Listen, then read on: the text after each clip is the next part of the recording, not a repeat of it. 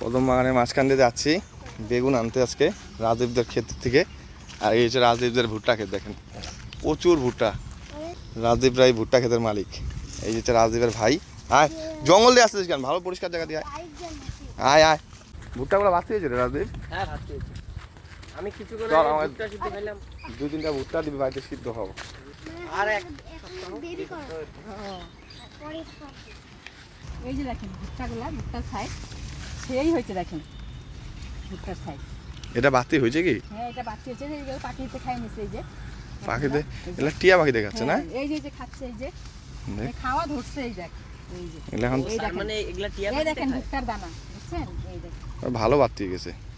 2-3টা ভুট্টা দে, নিয়ে যাই সিদ্ধ খাবো। ভুট্টাগুলো পুরাই ওখানে হলো নুন দিয়ে আর হলো লেবু রস দিয়ে সেই লাগে। তাই? হ্যাঁ।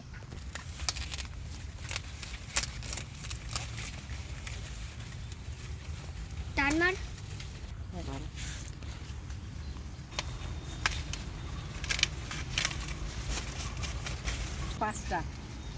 পাঁচটা ভুট্টা। এটা সোজা করতে এটা দেখতে হবে, দেখতে হবে।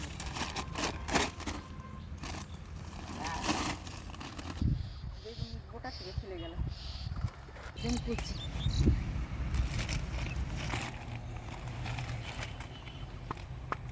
সেই বেগুনগুলো এগুলো আরো 2 দিন লাগবে আবার বড় হইতে। খেতে থেকে বেগুন ছিঁড়তে দারুণ মজা। টক করে খালি ছিল, অনেক হয়ে গেছে। চলো। রোদ উঠছে, এই রোদ উঠছে আজকে চমক দিয়ে।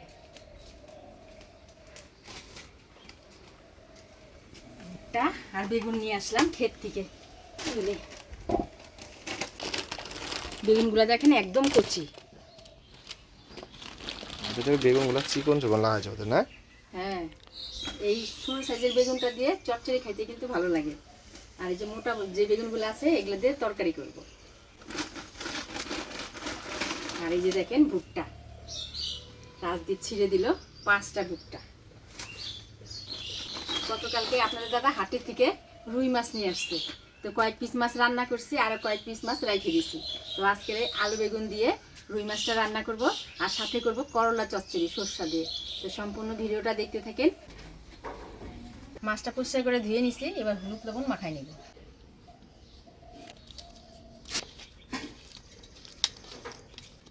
মাছটা অনেকদিন ধরে খাওয়া হয় না, তো কালকে নিয়ে আসছিল, কয়েক পিস রান্না করছিলাম আর কয়েক পিস রেখে দিয়েছি, আজকে রান্না করব।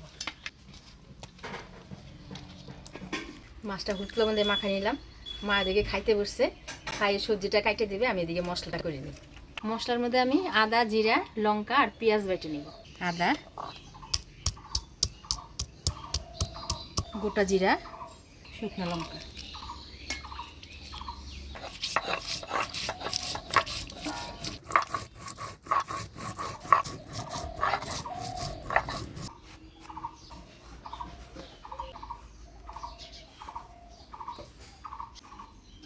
একদম জ্বালাবে না। হ্যাঁ, আমি কুচি কুচি দেখে তুলে নিয়ে আসছি। আর কালকেই উঠায় বিক্রি করছে ওরা, আমি এবার আজকে তুলে নিয়ে আসলাম ওখান থেকে। আদা জিরা লঙ্কা বেটে নিলাম, এর সাথে একটু পেঁয়াজ বেটে নিব।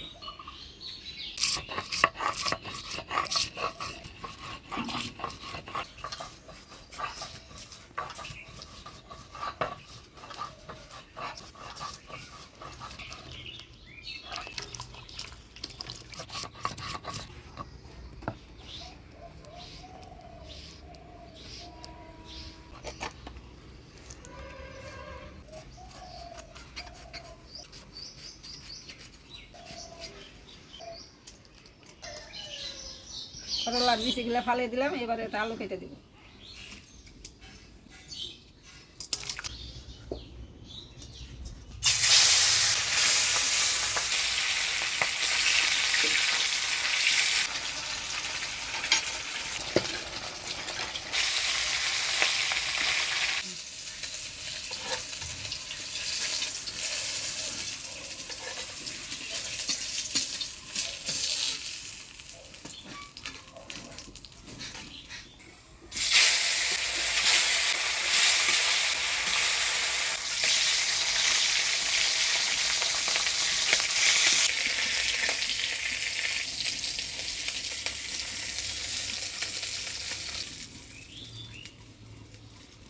প্রথমে তরকারিটা রান্না করব। ফোড়নে দিয়ে দেবো গোটা জিরা, শুকনো লঙ্কা। এবার দিয়ে দেবো কাটে রাখা আলু বেগুন।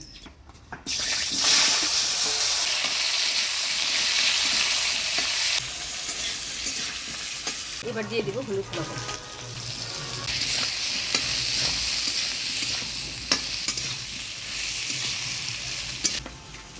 এবার দিয়ে দেবো বাটা মশলা, আদা জিরা লঙ্কা পেঁয়াজ বাটা।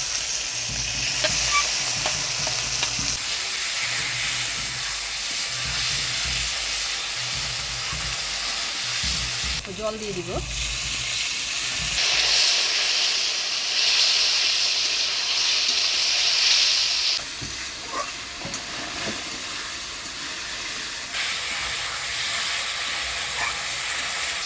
আলু বেগুন মশলা দিয়ে ভালো করে কষে নিলাম। এবার জল দিয়ে দিব।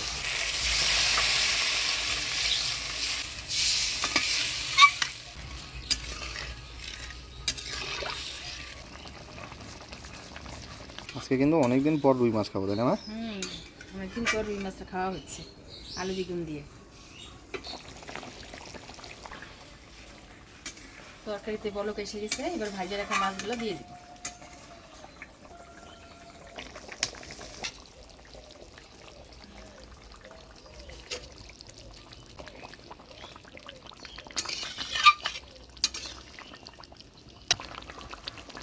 ঝোলের উপরে মাছ দিয়ে দিলাম। এবার 1 মিনিট ঢাকা দিয়ে জাল দিয়ে নিই।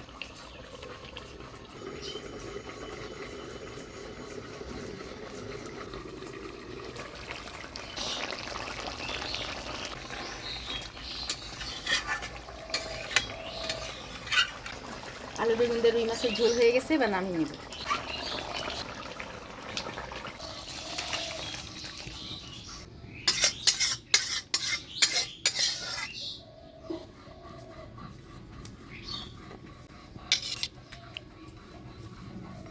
করলাটা হলুদ লবণ দিয়ে মাখা রাখছি, দেখেন তিতা জলটা বের হয়ে গেছে।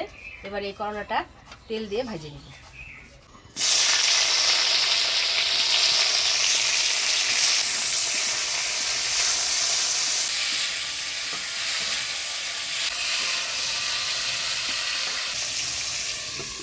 ঢাকা দিয়ে দিলাম। করলাগুলো ভালো করে ভেজে নিব। পাড়ায় দিয়ে হচ্ছে ব্যান্ড পার্টি বাজতেছে। আমার ছেলেটাকেও বিয়ে দাও মা। হ্যাঁ, আমার ছেলেটাকেও বিয়ে দাও। হ্যাঁ, দিয়ে তো লাগাইতেই হবে। মানুষ কমেন্ট করে বলে পাশে চাকরি দেখুক সবাই মিলে, দেখে খোঁজ লাগাক। করলাটা ভালো করে ভাজে নিলাম। এবার নামিয়ে নিব। এবার করলার চচ্চড়িতে ফোড়ন দিব শুকনো লঙ্কা, কালো জিরা। এবার দিয়ে দিচ্ছি কাটে রাখা আলু। এবার দিয়ে দেবো হলুদ লবণ। এখানে সরষে বাটা জল দিয়ে গুলা নিছি, দিয়ে দেব। এবারে দিয়ে দিচ্ছি ভাজে রাখা করলা।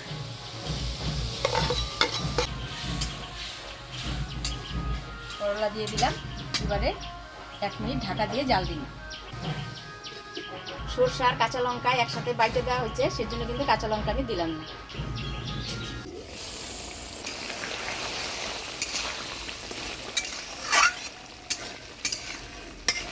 হয়ে গেল সরষা দিয়ে করলা চচ্চড়ি। এবার নামিয়ে নিব।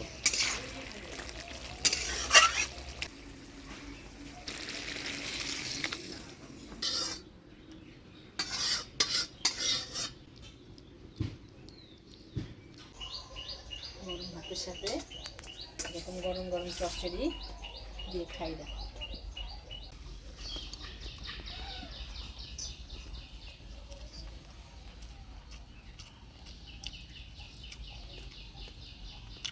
ভালো হয়েছে। জাংলার করলা আর যেটা ইয়ের করলা ওটা তিতা, এটা তিতাটা কম না?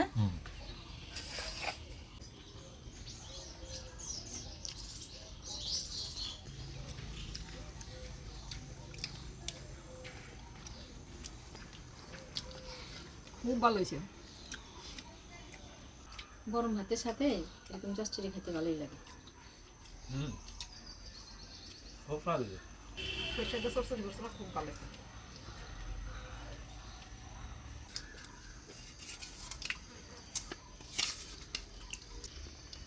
রুই মাছ কালকে আনছিলাম, অর্ধেকটা রান্না করছিলাম আর অর্ধেকটা রাখে দিছি। আজকে আলু বেগুন দিয়ে রান্না করছি। মাছটা কিন্তু স্বাদই আছে।